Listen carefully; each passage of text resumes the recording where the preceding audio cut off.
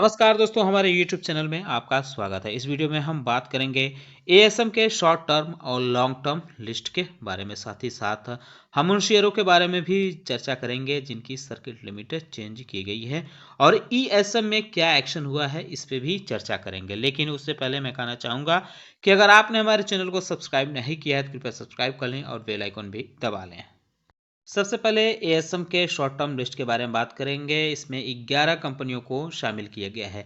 एएमजे land holdings limited, Ashapura Minechem limited, Atharva enterprises limited, cubical financial services limited, Godavari bio furnitures limited और inflame appliance limited, man infra construction limited, Niyogin fintech limited, orient tradelink limited और Sagility India limited. SEL manufacturing company limited को भी ASM के short term list में शामिल किया गया है।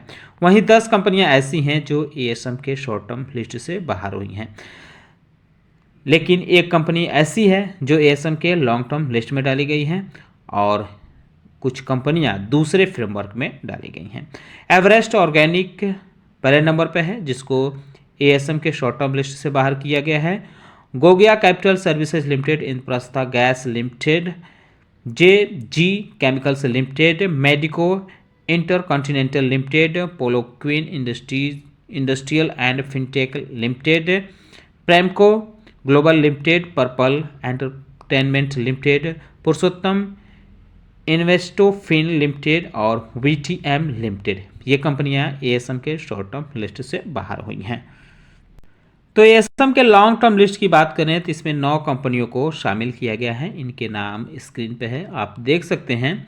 7NR retail limited, credent global financial limited, Delton cables limited, DJ mediprint logistic limited, Ludlow jute specialities limited, McLeod Russel India limited, polo queen industrial and fintech limited, quadrant televenture limited और Tanvi foods India limited. एक company ऐसी है जिसको stage 2 में डाला गया है, worth investment and trading company limited. इसको स्टेज 2 में एएसएम के लॉन्ग टर्म लिस्ट में डाला गया है। वहीं किटेक्स गारमेंट्स लिमिटेड को स्टेज 4 में डाल दिया गया है। अगर बात करें इसमें से बाहर की गई कंपनियों के बारे में तो महज एक कंपनी है, वैक्स फेब एंटरप्राइजेज। इसको एएसएम के लॉन्ग टर्म लिस्ट से बाहर किया गया है। तो एएसएम में जो भी एक्शन हुआ है या राहत मिली है वो 3 दिसंबर यानी कल से जब लागू मानी जाएगी। ESM enhance surveillance major framework के बारे में बात करें तो इसमें 3 कंपनियों को शामिल किया गया है। Gogia capital services limited, wax Feb enterprises limited और वीटीएम लिमिटेड। लेकिन कुल 8 कंपनियां ऐसी हैं जिनको हायर स्टेज में मूव किया गया है। कैश पियान कॉर्पोरेट सर्विसेज लिमिटेड, Hariya export limited, MK protein limited, McNally Bharat engineering company limited, perfect octave media projects limited, Resgen limited, SKP securities limited, Tokyo finance limited. ये कंपनियां हायर स्टेज यानी ईएसएम के स्टेज 2 में शिफ्ट कर दी गई हैं। वहीं किसी भी कंपनी को इसमें से बाहर नहीं किया गया है। प्राइस बैंड यानी सर्किट लिमिट की जो लिस्ट जारी की गई है, एनएससी की तरफ से जारी लिस्ट में 12 कंपनियों के नाम दिए गए हैं जिनकी सर्किट लिमिट चेंज की गई है। डीबॉक इंडस्ट्रीज लिमिटेड की 10% से घटाकर 5% कर दी गई है। फैब वेब इंडिया लिमिटेड की 10 से 5 हुई है और प्रेस्टोनिक इंजीनियरिंग लिमिटेड की भी 10 से 5 हुई है। Soma textile and industries limited की 10 से 5 हुई है। इसके अलावा आशापुरा माइनकेम लिमिटेड की 20 से घटाकर 10% हुई है। ओबीएससी परफेक्शन लिमिटेड की 20 से 10 हुई है। यूनाइटेड हीट ट्रांसफ़र लिमिटेड की 20 से 10 हुई है। सीपीएस शार्पर्स लिमिटेड की 5 से 2 हुई है। McNally Bharat engineering company limited की 5 से 2 हुई है। एमके प्रोटीन्स लिमिटेड की 5 से 2 हुई है।